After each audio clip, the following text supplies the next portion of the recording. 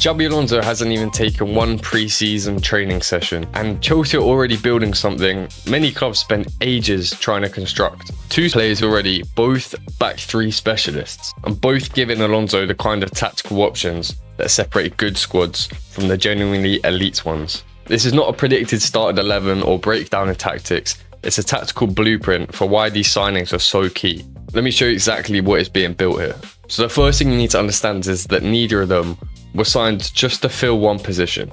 They were both bought to give Alonso options, and that distinction matters more than anything else we'll talk about today. So let's start at the beginning. The first signing under the Xabi Alonso era was Marco Palestra, and if you haven't already, watch him, watch the highlights and watch closely. You have been genuinely missing out on one of the most fascinating fullback profiles in European football. He is 21 years of age, 6'1", and spent last season logging 3,084 minutes across 37 Serie A appearances on loan at Cagliari. Chelsea paid €55 million plus bonuses to pull him away from Inter Milan. Inter Milan, the reigning Serie A champions. And Palestra is Italian, born and raised, came through the Italian system, plays for the Italian national team. So for him to choose Chelsea over staying in the orbit of the club that just won the league title in his own country, first of all, that's very brave of him, and I respect that. He's going to have my full best wishes when he's a Chelsea player. But secondly, Xabi Alonso must have said something very convincing to him. And that should tell you everything about the project that's being built under Alonso. But here's where the story actually gets interesting. Palestra didn't start his development as a fullback or even as a wingback. He started his career at the Atalanta Academy as a pure central midfielder. At under 17 level, he was converted into an attacking-minded winger before eventually dropping back into the modern right-back and wing-back profile we see today. What that background does give you is a player with technical foundations that most wide defenders on the market just don't have.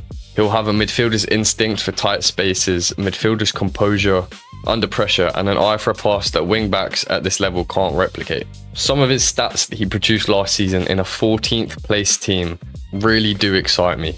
The technical base shows up in the headline numbers. Last season, Palestra completed more successful dribbles than Kylian Mbappe.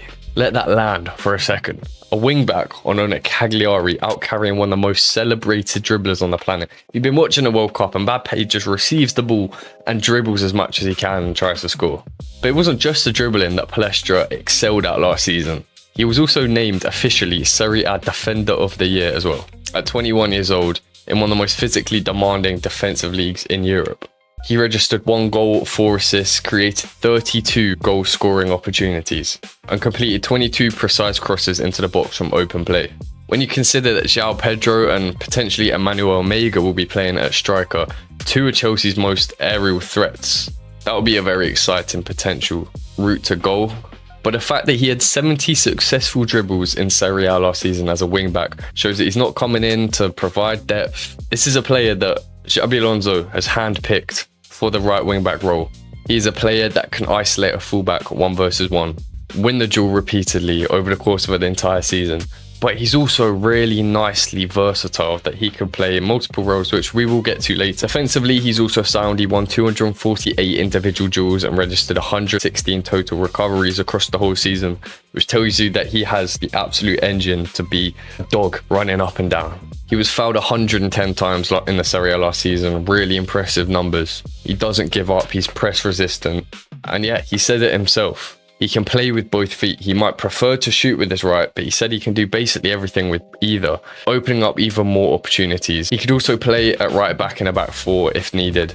And physically, this is very important. For the Premier League, at 6'1", with relentless stamina, his athletic frame, he's not going to bounce off midfielders and need a bit of time adjusting.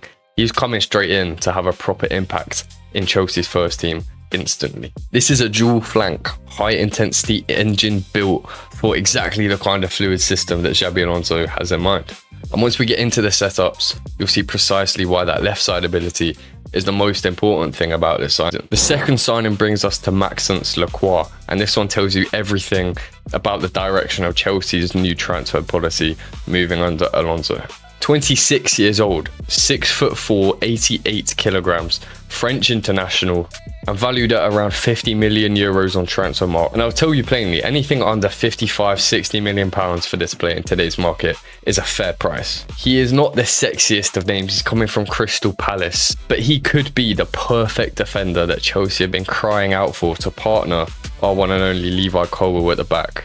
Last season, Lacroix started 35 Premier League matches for Crystal Palace, totaling over 3,000 minutes as well across multiple competitions. And it's not the Crystal Palace of the last decade. Ollie Glasner's Crystal Palace play great football. They won the Conference League, they won the FA Cup last season, and Lacroix was the defensive anchor of that entire run. Now, I'm really excited by Lacroix because I do think he could be the start of a new transfer policy. There's multiple things that he brings to our team off the pitch that really excite me.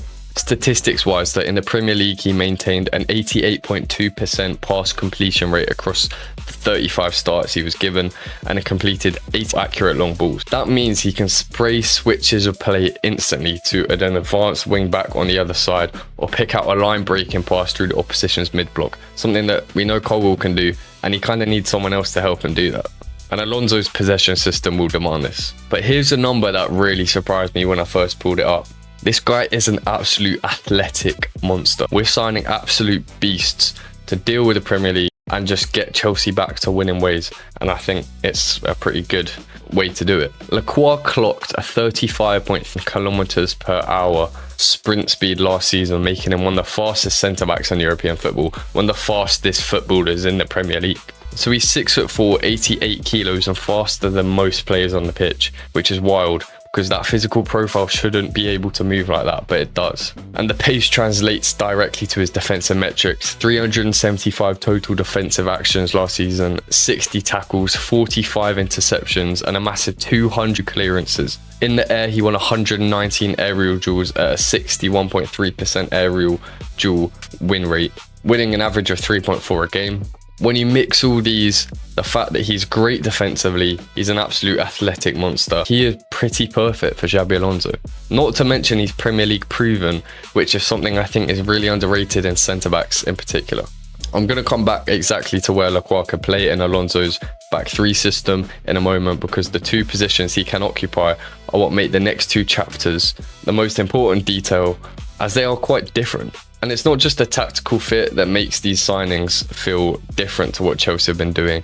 Think about the players we signed last season: Jamie Gittens, Liam Delap, Alejandro Garnacho. They are talented players, but all came with big price tags and for profiles that carried pretty significant risk and quite a bit of uncertainty.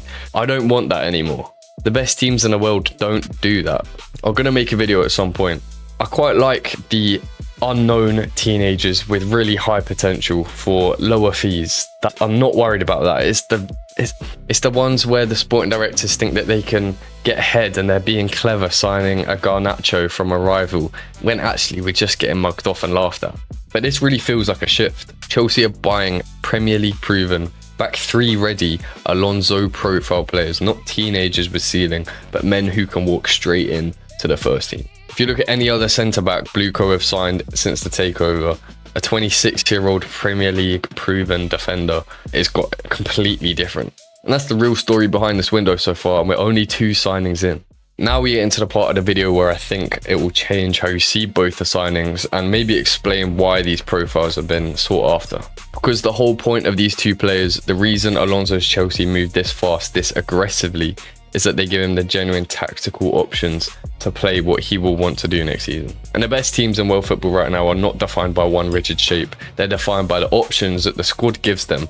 The manager's got to get the best out of the players that he wants at the club and the players that want to be at the club too. But with Alonso as a manager, he has a say in it too. So starting with the first setup, this configuration, Chelsea could line up with a 3-4-2-1, with Jorel Hato potentially as the left-sided centre-back, Levi Colwill in the middle, and Lacroix anchoring on the right side of the back three. Palestra would then operate as the attacking right wing-back, as he did last season, while a new left wing-back, whether that ends up being Maxi Araujo, Lewis Hall, or another arrival, will cover the left flank. And in midfield, you've got to get Reece James in the pitch. So Caicedo and Reece James could sit as the double pivot, because the point of this setup is that the high-flying right wing-back needs someone with elite recovery pace behind him.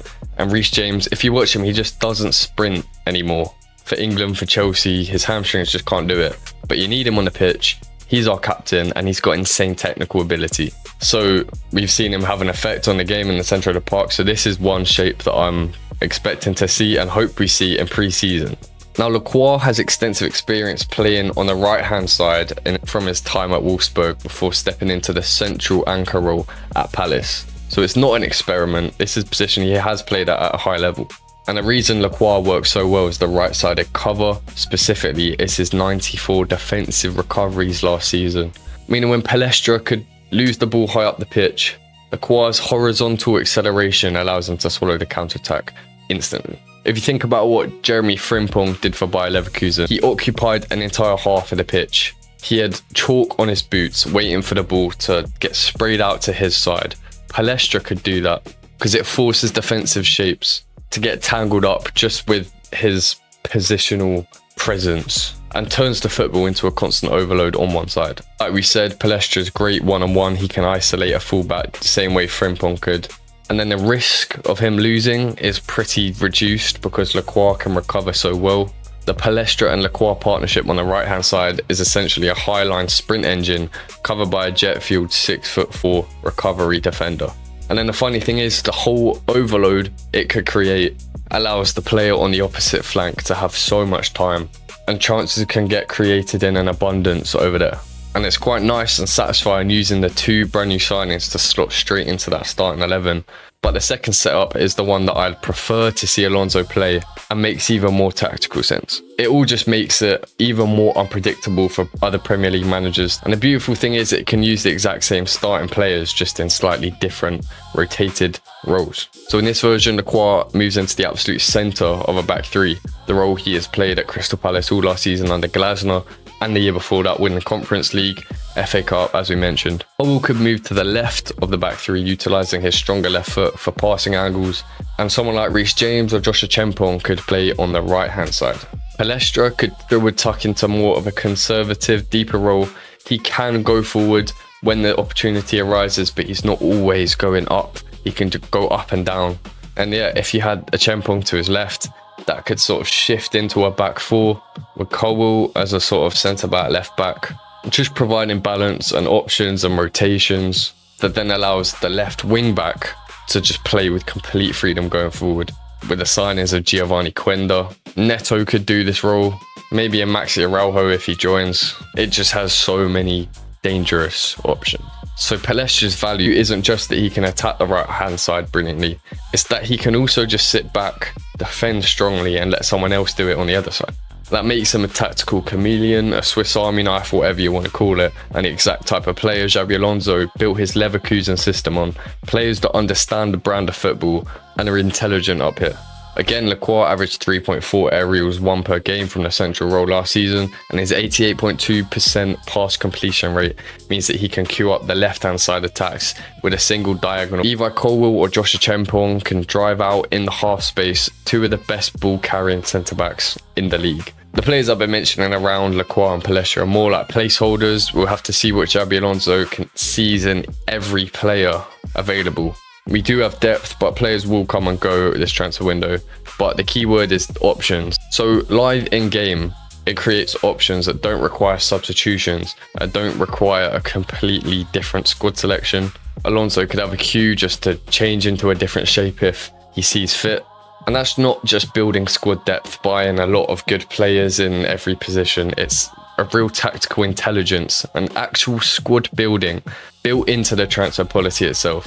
That's how you build for the long term. You don't just have a decent team and then try and buy more players that could also do the jobs that the good ones do well.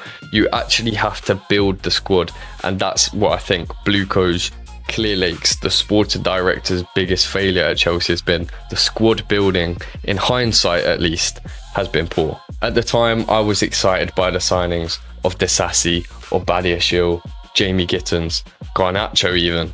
But in hindsight, it does seem like they were just random players that were there like, oh, they're a good player. Just bring them in, have more depth. No, you need to specifically be in line with the manager, the one that's on the sideline training them every day. You want the right profiles, you want the right options. You don't buy players locked into one role, one position, or one system.